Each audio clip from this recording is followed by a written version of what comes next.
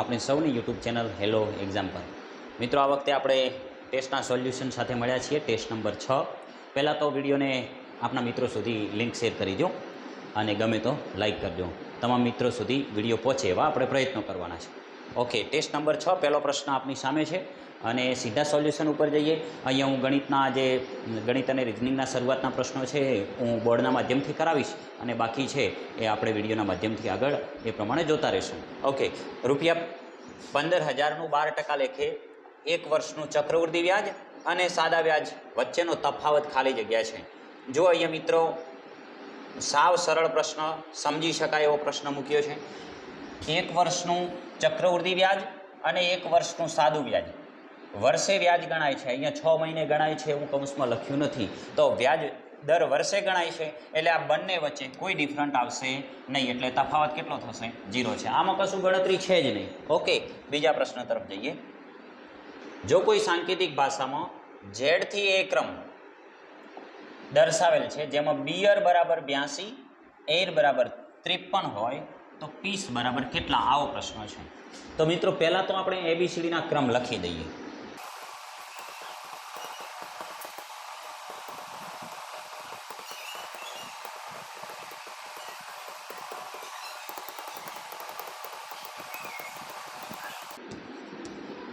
Okay, આપણે ઝેડથી લઈને એ સુધીના ઉલટા ક્રમ લખી દીધા છે એટલે તમને સમજાય. સીધું જ લખેલું છે કે બિયર બરાબર 82, મતલબ બીનો ક્રમ કેટલો છે?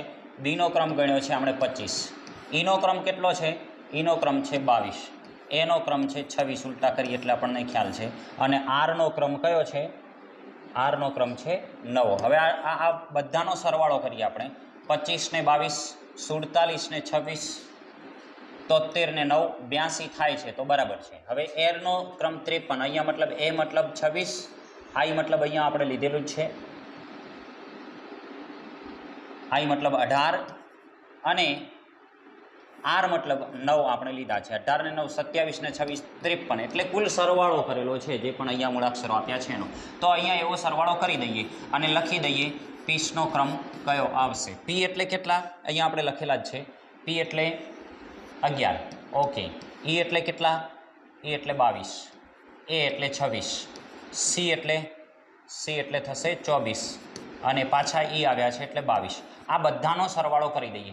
11 ને 22 33, 33 ને 22 55, 55 ને 26 81 અને 24, 81 અને 24 થશે 105. તો આ આપણો જવાબ છે. 105 આ આપણો જવાબ છે.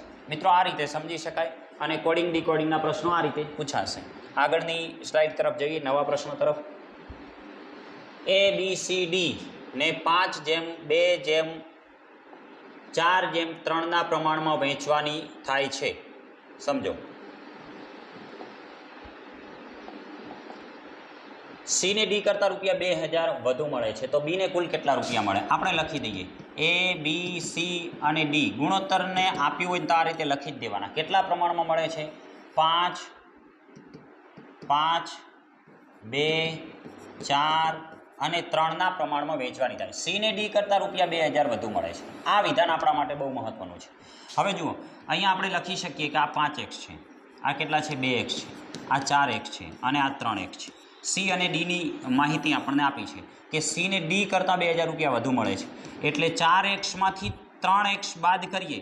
સી ને ડી કરતાં સી ને વધુ મળે છે, 4xમાંથી 3x બાદ કરીએ તો આપણને 2,000 આપેલા છે. સી ને આ ડી કરતાં 2,000 રૂપિયા વધુ મળે છે, મતલબ 4x ઓછા 3x બરાબર 2,000 થાય છે. તો x બરાબર કેટલા થાય? 4x ઓછા 3x એટલે 1x. તો x બરાબર અહીંયા 2,000 થાય એ આપણને સીધું મળી જાય છે. x બરાબર 2,000. તો હવે પૂછ્યું છે કે બી ને કુલ કેટલા રૂપિયા મળે? બીના ગુણોત્તર છે 2 તો 2x રૂપિયા મળે બીને. 2x એટલે 2 ગુણ્યા 2,000 તો બીને કેટલા મળે? 4,000 રૂપિયા મળે. આ આપણો જવાબ છે. બીને કેટલા રૂપિયા મળે? 4,000 રૂપિયા મળે. કોઈ પણને પૂછે એને કેટલા રૂપિયા મળે તો 5 ગુણ્યા 2,000 એને 10,000 મળે. અહીંયા સી ને કેટલા મળે? 4 ગુણ્યા 2 એટલે 8,000 મળે અને ડી ને કેટલા મળે? 6,000 મળે. તો અહીંયા આપણો જવાબ છે બીનું પૂછ્યું છે તો બીને 4,000 રૂપિયા મળે. આગળના પ્રશ્ન તરફ જઈએ. બે હરોળમાં A B C D E અને F ત્રણ ત્રણના સમૂહમાં ઊભા છે. બે હરોળમાં ત્રણ ત્રણના સમૂહમાં ઊભા છે. B એ D ની બાજુમાં છે. B એ D ની ડાબી બાજુ છે. B અહીંયા છે ડાબી બાજુ, આ બાજુ હું જમણી બાજુ D લખું છું, ડાબી બાજુ. F એ C ની સામે બેઠો છે. અહીંયા હું લખું છું, માની લો કે F એ C ની સામે બેઠો છે. આ C ની સામે કોણ બેઠું છે?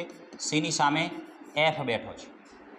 C એ D ક્રોસમાં ડાબા ખૂણા પર બેઠો છે. C એ D ની ક્રોસમાં, D ની ક્રોસમાં ડાબા ખૂણા પર. હવે આ D છે ને તો ક્રોસમાં બેઠો છે એટલે સામે જ બેઠો છે, પણ ડાબા ખૂણા પર C બેઠો છે. જુઓ C નું આપી દીધું તો C ની સામે કોણ છે? F છે. એ આગળના વિધાનમાં આપણને આપ્યું હતું. જુઓ D એ C ની સામે બેઠો છે એ નક્કી થઈ ગયું છે. જુઓ C ની સામે મતલબ ક્રોસમાં બેઠો. C એ D ની સામે ક્રોસમાં ડાબા ખૂણા પર એટલે C અહીંયા બેઠો છે તો D જમણા ખૂણા પર હશે. E કોઈ પણ છેડે નથી, મતલબ જુઓ અહીંયા B ની ડાબી બાજુ D ની ડાબી બાજુ B બેઠો તો એની બાજુમાં આપણને F મળી ગયો અને અહીંયા સ્પષ્ટતા કરી છે. E કોઈ પણ છેડે ને મતલબ E અહીંયા તો નથી તો E અહીંયા આવશે. D ની વિરુદ્ધમાં E કોઈ પણ છેડે નથી અને D ની વિરુદ્ધમાં એટલે E અહીંયા નથી તો D ની વિરુદ્ધ કોણ ઊભું છે? જે બાકી રહ્યું એ. કોણ બાકી રહ્યું? 6 જણ હતા એમાં એ બાકી રહ્યો તો D ની સામે કોણ છે? D ની સામે એ છે. કોઈ પણ હવે તમને પૂછ્યો B ની સામે E છે, F ની સામે C તો આપેલું જ છે. તમને એમ પૂછે E ની સામે કોણ છે તો કોઈ પણ માહિતી આપણને આના આધારે મળી જાય છે. ચલો આગળના પ્રશ્ન તરફ જઈએ. એક ઘડિયાળમાં 4 વાગ્યાનો સમય બતાવે છે. જો કલાક કાંટો 90 અંશનું પરિભ્રમણ કરે છે, કલાક કાંટો કેટલો 90 અંશનું પરિભ્રમણ કરે તો કેટલો સમય બતાવશે? જુઓ મિત્રો સરળ છે કે કલાક કાંટો છે એ 1 મિનિટમાં, સમજો ખાસ, કલાક કાંટો 1 મિનિટમાં અડધી ડિગ્રી 0.5 અંશ 0.5 ડિગ્રી પરિભ્રમણ કરે છે. સમજો ખાસ. એટલે કે કલાક કાંટો 2 મિનિટમાં 1 ડિગ્રી પરિભ્રમણ કરે. કઈ રીતે સમજ્યા આપણે? કે આ આખું ઘડિયાળ છે ચંદો, એમાં કલાક કાંટો અહીંથી ચાલુ કરીને અહીંયા પહોંચે ત્યારે પૂરેપૂરા 360 અંશ ફરે. બરાબર? 1 કલાકમાં 60 મિનિટ હોય તો 360 અંશ ફરે છે. બરાબર? એ રીતે આપણે નક્કી કર્યું 2 મિનિટમાં 1 ડિગ્રી ફરે છે. હવે કલાક કાંટો 2 મિનિટમાં 1 ડિગ્રી ફરે તો અહીંયા કીધું છે 90 અંશનું પરિભ્રમણ કરે છે. બરાબર? તો 90 ડિગ્રી અહીંયા લખું છું. 90 ડિગ્રી બરાબર કેટલા? એટલે આવી રીતે લખી શકો 1 ડિગ્રી બરાબર 2 મિનિટ તો 90 ડિગ્રી બરાબર કેટલી મિનિટ પરિભ્રમણ કરશે? તો ચોકડી ગુણાકાર 9 દુ 18 એટલે 90 ગુણ્યા 2 બરાબર 180 મિનિટ. 180 મિનિટ પરિભ્રમણ કરશે. સમજો 180 મિનિટ. હવે સમય કેટલો આપ્યો છે? 4 કલાક. 180 મિનિટ બરાબર 180 ભાગ્યા 60 કરીએ તો આપણને કલાક મળી જશે. 6 તારી 18 3 કલાક થાય. કેટલા થાય? 3 કલાક. 4 કલાકનો સમય આપ્યો જ તો ને એમાં 3 કલાક એડ કરો તો આપણો જવાબ આવશે 7 કલાક. કેટલો આવશે? 7 કલાક. ઓકે, આ આપણો જવાબ છે. ચલો આગળના પ્રશ્ન તરફ જઈએ. નીચે આપેલ આકૃતિ એક જ પાસાની જુદી જુદી બે સ્થિતિઓ દે. જુઓ મિત્રો, પાસું છે એ પાસાના પ્રશ્નો પૂછાઈ શકે. આપણે નેક્સ્ટ વિડીયો યુટ્યુબમાં મૂકવાના છીએ. એ પાસા આધારિત સરસ વિડીયો બનાવીને મૂકવાના છીએ. અહીંયા તમને માત્ર આ દાખલો સમજાવી દઉં. એક આકૃતિમાં પાસાની બે જુદી જુદી, તેના પરથી જણાવો કે 5ની સામે આપણને 5ની સામેની કોઈ પણ અંકની સામે પૂછ્યું હોય તો આપણને આવડવો જોઈએ. જુઓ, બે કોમન, જ્યારે પણ બે કોમન અંક આપ્યા છે ત્યાંથી ઘડિયાળની દિશામાં ચાલુ કરવાનું. 3 પછી 5 પછી 1. 3 5 1 મેં આ રીતે ઘડિયાળની દિશામાં લખી દીધું. હવે એ જ રીતે નીચે આ દિશામાં લખી દો. 3 એની સામે આવશે 6, એની સામે આવશે 4. બસ 3ની સામે કયો અંક આવશે પાસામાં? તો 3ની સામે જે ના આપ્યો એ અંક આવશે. 1 2 3 4. હા, 2 નથી આપ્યો તો તમને 3ની સામે પૂછ્યું હોત તો 2 જ આવત. સમજો, 3ની સામે પૂછ્યું હોત તો કયો આવત? 2 અંક આવત. અહીંયા 5ની સામે પૂછ્યું છે, 5ની સામે તો કયો આવે? 6. આ આપણો જવાબ છે. અને 1ની સામે પૂછ્યું હોય તો 4 આવે, 4ની સામે 1 આવે, 6ની સામે 5 આવે, 3ની સામે 2 અને 2ની સામે 3. સમજાય છે કે નહીં? જ્યારે કોમન અંક આપ્યો હોય ત્યારે. ઓકે, આપણે આગળના પ્રશ્ન તરફ જઈએ. જો n એ 1 થી મોટી નાનામાં નાની એવી પૂર્ણાંક, જુઓ સમજો ખાસ, n એ 1 થી મોટી નાનામાં નાની એવી પૂર્ણાંક સંખ્યા છે કે જેને 2 3 4 6 અને 7 વડે ભાગતા હંમેશા શેષ 1 મળે છે. જુઓ, એક તો 1 થી મોટી સંખ્યા છે. બીજી વાત કે શેષ 1 મળે છે એટલે આ બધાનો આપણે લસા લેવાનો થાય. આ બધાનો લસા લેતા શેષ 1 મળે છે તો 1 એડ કરી દેવાનો. સમજો, 2 3 4 6 અને 7, ફરીથી બોલું છું, n એ એકથી મોટી નાનામાં નાની એવી પૂર્ણાંક સંખ્યા હોય કે જેને 2, 3, 4, 6 અને 7 વડે ભાગતા શેષ 1 મળે છે. એટલે આનો લસા આવીએ તો નિશેષ ભાગી શકાય. આનો લસા જે આવે ને એ સંખ્યાને n વડે નિશેષ ભાગી શકાય. પણ આપણને શેષ 1 મળે છે એટલે 1 એડ કરી દેવાનો. આનો લસા પેલો તો ગોતીએ તો 2 પછી 1 3, અહીંયા 4 દુ 2 દુ 4, પછી 3 દુ 6 અને 7 ના 7. સમજો પાછા વળી 2 1 3 1 3 7. હવે 3 વડે ભાગીએ 3 1 1 1 અને 7, અને હવે છેલ્લે આપણે 7 વડે ભાગીએ તો 1 1 1 1. હવે જુઓ 7 તરી 21 દુ 42 દુ 84. 84 સંખ્યા એવી છે કે જેને નાનામાં નાની સંખ્યા એવી છે કે જેના બધી સંખ્યાઓ વડે વિશેષ ભાગી શકાય. સમજો 84. પણ આપણને એમ કીધું કે વિશેષ નહીં, શેષ 1 વધે તો 84 માં 1 એડ કરવાના થાય. 84 + 1 બરાબર કેટલો જવાબ આવશે આપણો જવાબ આવશે 85. એ નાનામાં નાની એવી સંખ્યા છે, પૂર્ણાંક સંખ્યા કે જેને 2 3 4 6 અને 7 વડે ભાગતો શેષ 1 વધે છે. તો આ રીતે મિત્રો આપણે બાકીના જે પ્રશ્નો છે એને આપણે વિડીયોના માધ્યમથી આગળ સમજતા જઈએ. પહેલાં તો વિડીયોને શેર કરી દો, આપણા મિત્રો સુધી લિંક શેર કરો અને લાઈક કરવાનું ભૂલતા નહીં. તો ચાલો મિત્રો આગળના પ્રશ્ન તરફ આગળ વધીએ. કયા બંધારણીય સુધારા દ્વારા અનુચ્છેદ 153માં પેટા અનુચ્છેદ જોડીને એ જોગવાઈ કરવામાં આવી છે કે એક જ વ્યક્તિને 2 કે તેથી વધુ રાજ્યના રાજ્યપાલ તરીકે નિયુક્ત કરી શકાય છે? કયો સુધારો છે? તો એ મિત્ર સુધારો આવશે 7મો બંધારણીય સુધારો. આ યાદ રાખીશું. હવે આપણે વિકલ્પમાં આપેલા છે એ ચારેય સુધારાઓને થોડા સમજીએ. પ્રથમ બંધારણીય સુધારો વર્ષ 1951માં મુખ્ય જોગવાઈ આપણે યાદ રાખીશું કે સંપત્તિના અધિકારો પર અંકુશ લગાવવા માટે અનુચ્છેદ 31A અને 31B ઉમેરવામાં આવ્યા. એની સાથે સાથે ભૂમિ સુધાર માટે 9મી અનુસૂચિ. જુઓ મૂળ બંધારણમાં મિત્રો કુલ કેટલી અનુસૂચિઓ?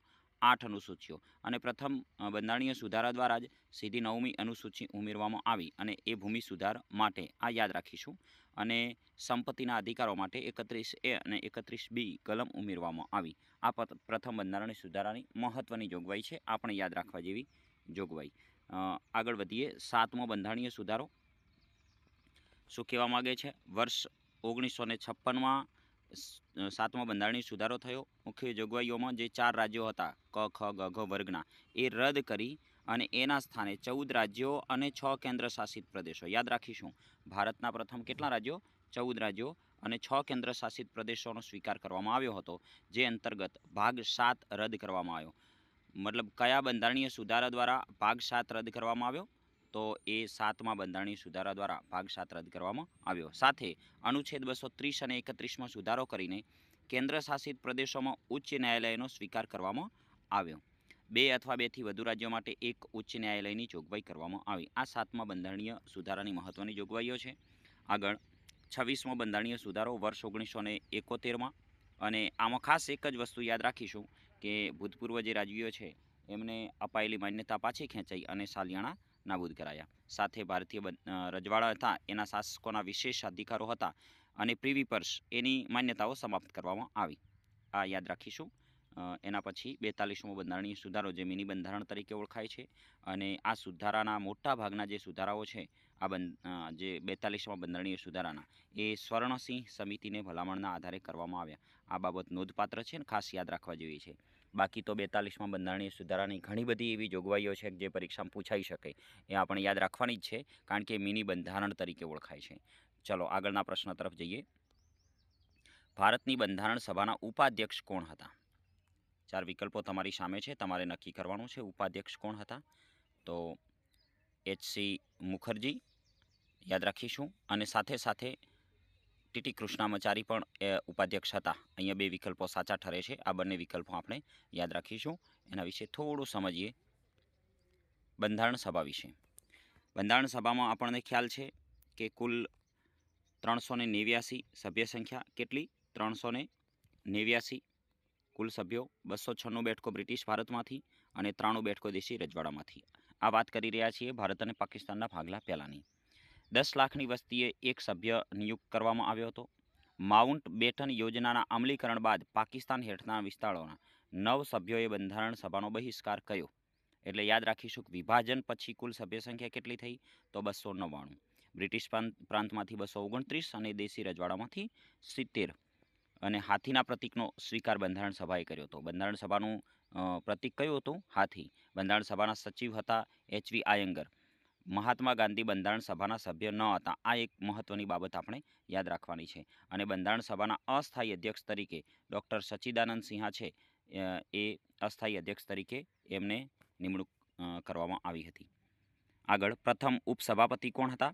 તો પ્રથમ ઉપસભાપતિ હતા ફ્રેન્ક એન્થની. અને સાથે યાદ રાખીશું ઉપાધ્યક્ષ હતા HC મુખર્જી અને VT કૃષ્ણમાચારી. આપણે વિકલ્પમાં TT કૃષ્ણમાચારી કહ્યું છે, એ VT કૃષ્ણમાચારી અને HC મુખર્જી, આ બંને નામ યાદ રાખીશું. બંને ઉપાધ્યક્ષ હતા. અને બંધારણ સભાના કાયમી અધ્યક્ષ કોણ હતા? ડૉક્ટર રાજેન્દ્ર પ્રસાદ. બંધારણીય સલાહકાર હતા BN રાવ. આ પણ નામ યાદ રાખીશું. તો આ મહત્વની બાબતો છે બંધારણ સભા વિશે, જે આપણે ફેક્ટ તરીકે તૈયાર કરી શકીએ. ચલો આગળના પ્રશ્ન તરફ જઈએ. કોને લોકસભા દ્વારા સરકારને આપેલો બ્લેન્ક ચેક કહે છે? લોકસભા દ્વારા સરકારને આપેલો બ્લેન્ક ચેક કોને કહે છે? તો પ્રત્યાનુદાન, લેખાનુદાન કે આપેલ બંને કે એક પણ નહીં? તો અહીંયા આવશે પ્રત્યાનુદાન. શું આવશે? પ્રત્યાનુદાન છે એ પ્રત્યાનુદાનને કેમ કહેવાય છે એના વિશે થોડી આગળ ચર્ચા કરીએ. પહેલાં તો લેખાનુદાનને સમજીએ. અનુચ્છેદ 116 લેખાનુદાન અને પ્રત્યાનુદાન બંનેની વાત કરીએ તો અનુચ્છેદ 116 એક એમાં લેખાનુદાન આપ્યું છે, એક બીમાં પ્રત્યાનુદાનની જોગવાઈ કરવામાં આવી છે. બજેટ પર સામાન્ય ચર્ચા પછી સદન લગભગ 1 મહિના સુધી સ્થગિત થઈ જાય છે. સમજો ખાસ, બજેટ પર જે ચર્ચા થાય સામાન્ય ચર્ચા, એના પછી સદન છે એ 1 મહિના સુધી બંધ થઈ જાય છે. એટલે 31 માર્ચ પછી સરકારના ખર્ચની વ્યવસ્થા કરવી જરૂરી બને છે. સામાન્ય રીતે સરકાર સંચિત નિધિમાંથી વિનિયોગ ખરડા દ્વારા ધન મંજૂર કરી શકે છે, પરંતુ 1 એપ્રિલ પહેલાં વિનિયોગ ખરડો પસાર ન થાય તો સરકાર 31 માર્ચ પછી પોતાના ખર્ચ માટે સંચિત નિધિમાંથી ધન ઉપાડી શકતી નથી. આથી લોકસભામાં પોતાના સ્થગન પહેલાં આગામી એપ્રિલ અને મે મહિના માટે, કેટલા? 2 મહિના માટે, એપ્રિલ અને મે મહિના માટે એક ખરડો પસાર થાય છે, જેથી સરકારને ખર્ચ કરવામાં સમસ્યા ન આવે. એટલે આખો એપ્રિલ અને મે મહિનો છે એ આખા 2 મહિના દરમિયાન જે પણ ખર્ચ કરવું છે એના માટે એક વિનિયોગ ખરડો પહેલેથી પસાર કરી દેવામાં આવે છે. તેમાં વર્ષભરના કુલ ખર્ચના અનુમાનની કેટલી રકમ? 1/6. આ ખાસ આંકડો યાદ રાખીશું. 1/6 અથવા 2 મહિનાના કુલ ખર્ચ માટે સરકારને અગ્રિમ રકમ આપવામાં આવે છે, એને લેખાનુદાન કહે છે. લેખાનુદાન વિશે આપણે સમજી શકીએ કે સરકારને જ્યારે પૈસાની મતલબ રકમ વાપરવાની, ધનરાશિની જરૂર પડે અને બજેટ પછી જે સદન બંધ થઈ જાય છે 1 મહિના માટે, તો એ 1 મહિના દરમિયાન ક્યાંથી લાવશે પૈસા? તો એના માટે પહેલેથી વિનિયોગ ખરડો પસાર કરી અને ધનરાશિ જે રકમ મેળવવાની હોય છે એ કુલ ખર્ચ માટે સરકારને અગ્રિમથી રકમ આપવામાં આવે છે, એને લેખાનુદાન કહે છે. અને પ્રત્યાનુદાન કોને કહેવાય? તો અનુચ્છેદ 116(1)B મુજબ પ્રત્યાનુદાનની જોગવાઈ છે. આકસ્મિક અને અનઉપેક્ષિત ખર્ચ જેવા કે યુદ્ધ ખર્ચને પહોંચી વળવા માટે લોકસભા સંચિત નિધિમાંથી સરકારને નાણાં ઉપાડવા મંજૂરી આપે છે. કોઈ આકસ્મિક એવી ઘટના બની જાય અને જ્યારે સરકાર પાસે એવો કોઈ મતલબ કે વિનિયોગ ખરડો પસાર કરવા માટેનો પણ સમય ન હોય, તો એ સમય જ્યારે પ્રત્યાનુદાનની એ સમયે ખાસ ખર્ચ માટે પ્રત્યાનુદાનની જોગવાઈ છે અને સંચિત નિધિમાંથી ગમે ત્યારે ખર્ચ કરી શકે છે. ભારતમાં આજ સુધી એક પણ વખત પ્રત્યાનુદાન હાથ ધરવામાં આવેલ નથી. આ મહત્વનું ફેક્ટ છે. આગળના પ્રશ્ન તરફ જઈએ. કયું વિધાન સાચું નથી? રાજ્યનીતિના માર્ગદર્શક સિદ્ધાંતો નૈતિક સૂચનો છે, બરાબર. ભારતના બંધારણનો ભાગ 3 મેગ્ના કાર્ટા, બરાબર છે. ભારતની ચૂંટણી એ અમેરિકાની ચૂંટણી? ના, આ ભારતની ચૂંટણી અમેરિકાની ચૂંટણી સમાન છે નહીં, કારણ કે અમેરિકામાં તો આપણને ખબર છે કે પહેલેથી રાષ્ટ્રપ્રમુખ ચૂંટી દેવામાં આવે છે અને રાષ્ટ્રપ્રમુખની ચૂંટણી અમેરિકામાં સીધી પ્રત્યક્ષ લોકો દ્વારા થાય છે. જ્યારે આપણે વડાપ્રધાનની ચૂંટણી મતલબ કે જે સંસદ સભ્ય હોય છે એમની ચૂંટણી લોકો દ્વારા થાય છે. રાષ્ટ્રપતિ છે એ પરોક્ષ રીતે ચૂંટાય છે. એટલે સી છે ખોટું છે. આગળ વધીએ. ઉપકરણોની શોધ અને શોધક અંગેની કઈ જોડ ખોટી છે?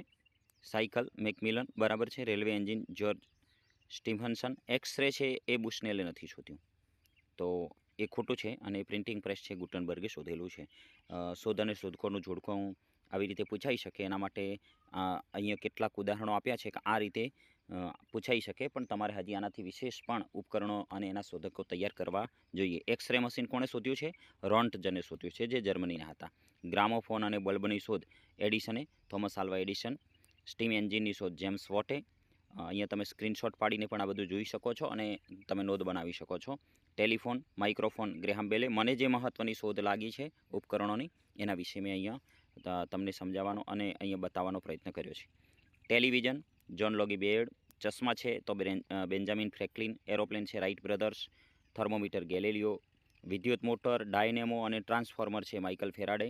એક મહત્ત્વની શોધ આવી, ડાયનેમાઇટની શોધ કરેલી છે આલ્ફ્રેડ નોબેલે અને સ્વીડનના હતા અને સ્વીડન તરફથી અત્યારે પણ નોબેલ પુરસ્કાર આપવામાં આવે છે.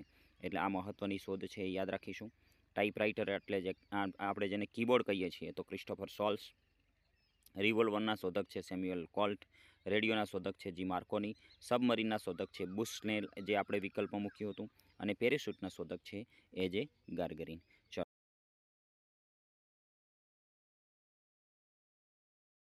આગળનો પ્રશ્ન છે અંતરનો સૌથી મોટો એકમ, તો એ આવશે અંતરનો સૌથી મોટો એકમ કયો આવશે? તો અંતરનો સૌથી મોટો એકમ આવશે પારસેક. ચાલો આગળના પ્રશ્ન તરફ જઈએ. ગુજરાતનું સૌપ્રથમ આદિવાસી સંગ્રહાલય, લેડી વિલ્સન મ્યુઝિયમ. પહેલું તો અહીંયા તમારા માટે ફેક્ટ આપ્યું છે, ગુજરાતનું સૌપ્રથમ આદિવાસી સંગ્રહાલય કયું? તો એ છે લેડી વિલ્સન મ્યુઝિયમ. અને વિલ્સન આવે તો આપણને બધાને ખબર પડી જાય કે કયા આવેલું હશે. ધરમપુર વલસાડ ખાતે આવેલું છે. જુઓ અહીંયા સંગ્રહાલયો વિશે, મ્યુઝિયમ વિશે મહત્ત્વની જે ફેક્ટ મને યોગ્ય લાગ્યા છે એવા તૈયાર કર્યા છે, તમારી સામે મૂકવાનો પ્રયત્ન કર્યો છે. ગુજરાતનું સૌથી જૂનું અને પ્રથમ સંગ્રહાલય કયું? કચ્છ સંગ્રહાલય. ક્યાં આવેલું છે? ભુજમાં આવેલું છે. જેની સ્થાપના 1877માં થઈ હતી. જેનું પહેલાંનું નામ પણ યાદ રાખીશું, ફર્ગ્યુસન મ્યુઝિયમ છે. ગુજરાતનું સૌથી મોટું પૂછે તો એ વડોદરા મ્યુઝિયમ અને પિક્ચર ગેલેરી. યુરોપિયન તૈલચિત્રોનો એશિયાનો સૌથી મોટો સંગ્રહ અહીં આવેલો છે. પછી હેલ્થ મ્યુઝિયમ પણ વડોદરામાં આવેલું છે. મહારાજા ફતેહરાવ મ્યુઝિયમ પણ વડોદરા આવેલું છે. અને એ ખાસ યાદ રાખીશું, ફતેહરાવ મ્યુઝિયમમાં રાજા રવિ વર્માના ચિત્રોનો સંગ્રહ કરેલો છે. પછી બાર્ટન અને ગાંધી સ્મૃતિ મ્યુઝિયમ એ ભાવનગરમાં આવેલા છે.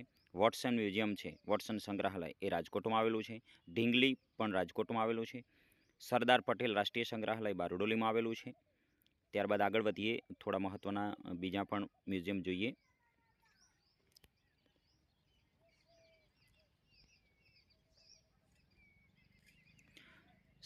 વારલી અને પીઠોરા ચિત્રકલા અને આદિવાસી કલાકૃતિઓનો નમૂનાનો જે સંગ્રહ છે આદિવાસી લોકકલા સંગ્રહાલય એ છોટાઉદેપુર આવેલું છે. અને પતંગ મ્યુઝિયમ અમદાવાદમાં બધાને ખબર હશે, એના સ્થાપક છે ભાનુભાઈ શાહ. ડાયનોસોર મ્યુઝિયમ રૈયાલી, ડાયનોસોરના જે નમૂનાઓ મળ્યા હતા આપણને ખબર છે, બાલાસિનોર મહીસાગરમાં આવેલું છે. રૈયાલી ત્યાં આવેલું છે. આગળના પ્રશ્ન તરફ જઈએ. નીચે આપેલા ગદ્યખંડને આધારે પ્રશ્ન નંબર 16 થી 18ના ઉત્તરો આપવાના છે. જો મિત્રો અહીંયા ફકરો આપેલો છે, તમને ટેસ્ટમાં તમે જોયો જ હશે. ટેસ્ટમાં આખો ફકરો તમે વાંચ્યો હશે અને પ્રશ્નના જવાબ પણ આપ્યા હશે. અહીંયા સીધા આપણે પ્રશ્નો તરફ જઈએ. લેખક પાસે કેવી દૃષ્ટિ હોય છે? તો લેખક પાસે અહીંયા છેલ્લે જે આપ્યું છે ત્યાંથી હું લઉં છું આખો ફકરો વાંચીને, કે જુઓ, કાર્લ માર્ક્સના સિદ્ધાંતથી એ સ્પષ્ટ થાય છે કે સામાજિક ઘટનાને સીધી મૂકી દેતો લેખક મહાન નથી હોતો. પેલી અંતરદૃષ્ટિથી લેખક, અહીંયા જુઓ લેખકની જ વાત કરી છે, લેખક પેલી અંતરદૃષ્ટિથી સમાજશાસ્ત્રીઓ, ઇતિહાસકારો, તત્વજ્ઞાનીઓને હંફાવતો રહે છે. તો લેખક પાસે કેવી દૃષ્ટિ હોય છે? પ્રશ્ન એવો પૂછ્યો છે. તો લેખક પાસે કેવી દૃષ્ટિ હશે? લેખક પાસે અંતરદૃષ્ટિ હશે. ચલો બીજો પ્રશ્ન તમારી સામે છે. અહીંયા સમાજશાસ્ત્રીય અભિગમ ધરાવનારો શું અભિપ્રેત નથી? તો અહીંયા એનો જવાબ આપ્યો જ છે, સમાજશાસ્ત્રીય અભિગમ ધરાવનારાઓને અભિપ્રેત નથી. શું અભિપ્રેત નથી? સામાજિક ઘટનાનો સીધો અનુવાદ. તો સામાજિક ઘટનાનો સીધો અનુવાદ અથવા સામાજિક ઘટનાનો અનુવાદ છે એ અભિપ્રેત નથી. અને ત્રીજો પ્રશ્ન, સાહિત્યને સમાજનું ખાલી જગ્યા કહ્યું છે. સાહિત્યને સમાજનું, જો અહીંયા લખ્યું છે કે સાહિત્ય એ સમાજનું દર્પણ હોય તો બીજી કળાઓનું શું કરીશું? એટલે અહીંયા સ્પષ્ટ દેખાય છે કે સાહિત્યને સમાજનું દર્પણ કહ્યું છે. બરાબર ને? દર્પણ કહ્યું છે એ આપણો જવાબ છે. આગળ 19મો પ્રશ્ન તમારી સામે છે. ગાંધીજીના નિવાસસ્થાન, એમનું નામ શું છે? નિવાસસ્થાનનું નામ છે હૃદયકુંજ.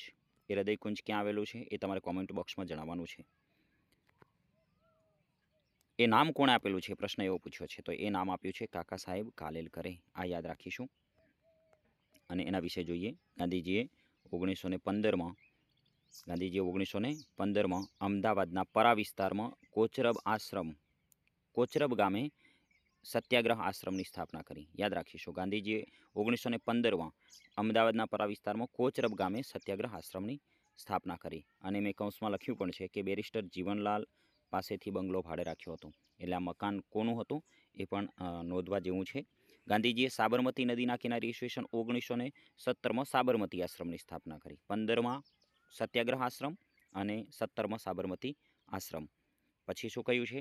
ગાંધીજીએ ગુજરાતના યુવાનોમાં સ્વતંત્ર પ્રાપ્તિની ભાવના કેળવવા 18 ઓક્ટોબર 1920માં અમદાવાદ ખાતે ગુજરાત વિદ્યાપીઠની સ્થાપના કરી. આ પણ યાદ રાખીશું. અને ગુજરાત વિદ્યાપીઠ છે એ ડાયાભાઈ મહેતાના મકાનમાં શરૂ થયું. જુઓ, સત્યાગ્રહ આશ્રમ તો બેરિસ્ટર જીવનલાલના બંગલામાં, અને ગુજરાત વિદ્યાપીઠ છે એ ડાયાભાઈ મહેતાના મકાનમાં શરૂ થઈ હતી. જેના ગુજરાત વિદ્યાપીઠના પ્રથમ કુલપતિ કોણ હતા? પ્રથમ કુલપતિ હતા ગાંધીજી. યાદ રાખીશું. અને સાથે બીજી વિશેષ કેટલીક ફેક્ટ જેવી બાબતો છે. પ્રથમ ઉપકુલપતિ હતા એટી ગીદવાણી, પ્રથમ મહિલા કુલપતિ હતા સુશીલા નાયર, અને ધ્યેય વાક્ય છે ગુજરાત વિદ્યાપીઠનું, સા વિદ્યાયા વિમુક્તય. આગળના પ્રશ્ન તરફ જઈએ. નીચે પૈકી કયા વિધાન સત્ય છે? તમારે સત્ય વિધાન અહીંયાથી જોવાના છે. તો અહીંયા આપેલા 3 વિધાન છે, આપેલ તમામ વિધાન છે સત્ય છે. નોબેલ પુરસ્કાર મેળવનાર પ્રથમ ભારતીય રવિન્દ્રનાથ ટાગોર છે. કબીર સિકંદર લોધીના સમકાલીન હતા. અને જહાંગીરનો શાસનકાળ છે એ ચિત્રકલાનો સુવર્ણકાળ કહેવાય છે. જોઈ લઈએ, આગળના પ્રશ્ન તરફ જઈએ. કોર્ણાકના સૂર્યમંદિર બાબતે નીચે પૈકી કયું વિધાન ખોટું છે? મધ્યપ્રદેશમાં આવેલું છે. બધાને ખબર હોવી જોઈએ કે મધ્યપ્રદેશમાં નથી આવેલું. તો ક્યાં આવેલું છે? કોર્ણાકનું સૂર્ય મંદિર છે એ ઓડિશામાં આવેલું છે. યાદ રાખીશું. ગંગવંશના રાજા નરસિંહ વર્મન પ્રથમના સમયમાં નિર્માણ પામેલું છે અને કાળા પેગોડા તરીકે ઓળખાય છે. એના વિશે થોડી વધારે ચર્ચા કરીએ. અહીંયા જુઓ, ચિત્ર તમારી સામે મૂકવાનો પ્રયત્ન કર્યો છે. કોર્ણાકનું સૂર્ય મંદિર ઓડિશા રાજ્યના પુરી જિલ્લાના પુરી ખાતે સ્થિત છે. ગંગવંશના રાજા નરસિંહ વર્મન પ્રથમના સમયમાં, અને અહીંયા સદી પણ આપી છે. 13મી સદીમાં નિર્માણ થયેલું છે. કલિંગ શૈલીથી નિર્મિત છે. આ શબ્દો ખાસ યાદ રાખીશું. કલિંગ શૈલીથી. કવિ શ્રી રવિન્દ્રનાથ ટાગોર આ મંદિર વિશે લખે છે કે કોર્ણાક એટલે જ્યાં પથ્થરોની ભાષા મનુષ્યની ભાષાથી શ્રેષ્ઠ છે. યુનેસ્કો દ્વારા 1984માં એને વિશ્વ ધરોહર, વિશ્વ વિરાસતના સ્થળ તરીકે ઘોષિત કરાયું છે. 13મી સદીનું મુખ્ય સૂર્ય મંદિર છે. એક મહાન રથના રૂપમાં, જેના 12 જોડી સુસજ્જિત પૈડા છે. કેટલા જોડી? 12 જોડી. અને 7 ઘોડા દ્વારા ખેંચાય છે. આ મહત્વની બાબત છે કોર્ણાક સૂર્ય મંદિર વિશે, અને કાળા પેગોડા તરીકે ઓળખાય છે. આગળના પ્રશ્ન તરફ જઈએ.